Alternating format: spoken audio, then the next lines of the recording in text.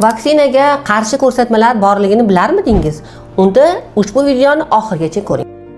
Vaksinalar qilinishiga qarshi ko'rsatmalar umuman yo'q, lekin ba'zi holatlarda vaksinalarga qarshi ko'rsatmalar kuzatiladi.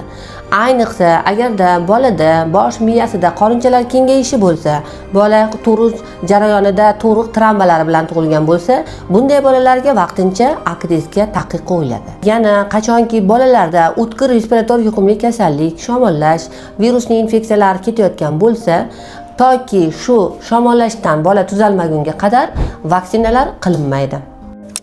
Va eng muhim ko'rsatma, bolangiz vaksinaga chaqirilganda albatta 2 oylik bo'lsa, boshini neyrosonografiya qilib, pediatr ko'rigidan o'tishingiz va albatta nevropatolog ko'rigidan o'tishingizni tavsiya qilaman.